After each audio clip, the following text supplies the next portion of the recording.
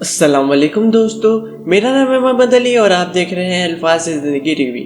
دوستو، حضور پاک صلی اللہ علیہ وآلہ وسلم نے ایک دفعہ نماز پڑھاتے وقت اپنا ہاتھ آگے بڑھا لیا۔ جب صحابہ نے یہ منظر دیکھا تو اس وقت تو کچھ نہیں کہا، سلام پھیر کے ایک صحابہ نے سوال کیا، حضور آپ نے پہلے ہاتھ آگے بڑھا لیا پھر پیچھے کھینچ لیا، یہ کیا کوئی خاص عمل ہے کہ آپ نے ہاتھ آگے بڑھایا پھر پیچھے کھینچ لیا؟